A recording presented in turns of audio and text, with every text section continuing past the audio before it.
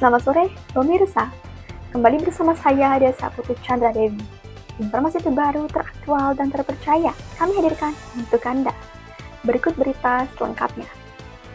Pemirsa, aksi unjuk rasa nasional menyebabkan ribuan buruh turun di jalan oleh KSPI, Konfederasi Serikat Pekerja Indonesia, dan Partai Buruh yang terjadi pada Kamis 30 Oktober 2025.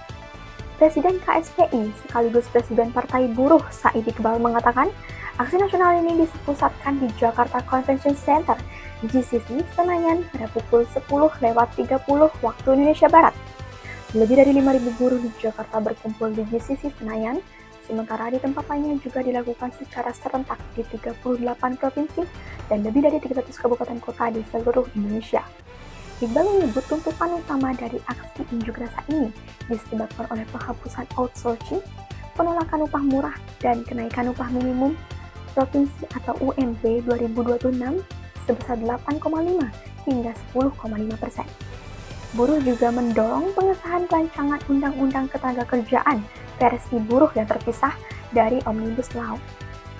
Sekitar 5 juta buruh dari 5.000 pabrik di 38 provinsi dan 300 kabupaten kota akan menghentikan produksi selama 1 hingga 3 hari berturut-turut, tegasnya.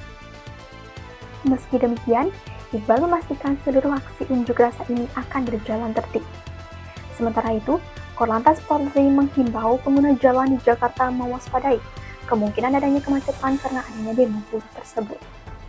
Terpantau di sejumlah titik berpotensi padat, jalur yang menghubungkan GCC Senayan ke DPR RI perlu dihindari. Selain itu, Jalan Gatot Subroto dan Jalan Gerbang Pemuda diperkirakan paling terdampak. Akses ke gerbang DPR atau MPR RI kemungkinan dialihkan sementara. Di balik dinamika lapangan, ada perkembangan lain yang mulai terlihat. Keterlibatan generasi muda yang semakin aktif dalam mengawal isu sosial. Banyak peserta aksi dari kalangan mahasiswa dan komunitas pemuda hadir membawa data, analisis, dan rangkuman permasalahan ekonomi. Mereka tidak hanya menyuarakan tuntutan, tetapi juga mencoba menghadirkan perspektif baru dalam diskusi publik. Sekelompok mahasiswa dari beberapa kampus membentuk ruang diskusi terbuka, forum yang mengumpulkan aspirasi pekerja muda dan memetakan tantangan ekonomi digital. Hasil diskusi tersebut dirangkum dalam bentuk rekomendasi kebijakan dan disampaikan kepada pihak legislatif sebagai kontribusi konstruktif. Di dunia digital, gerakan komunitas kreatif mengangkat kampanye edukatif mengenai hak-hak pekerja muda, kebutuhan hidup layak, hingga cara membaca kebijakan upah.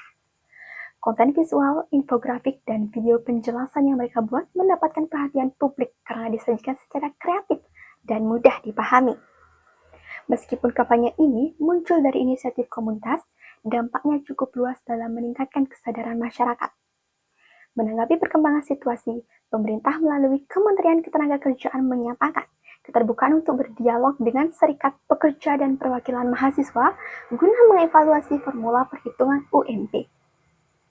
Pemerintah menekankan pentingnya proses komunikasi yang melibatkan berbagai pihak agar kebijakan upah dapat lebih responsif terhadap kebutuhan pekerja muda.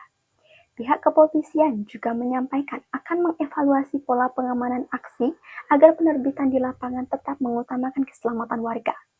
Pemerintah daerah termasuk Pemprov DKI Jakarta membuka ruang komunikasi bagi serikat pekerja, mahasiswa, dan pelaku industri untuk membahas penyelarasan kebijakan ketenagakerjaan di daerah. Di media sosial, kreator konten muda turut berperan dalam menghadirkan edukasi mengenai isu ketenagakerjaan melalui infografik, video pendek, hingga simulasi interaktif perhitungan upah layak.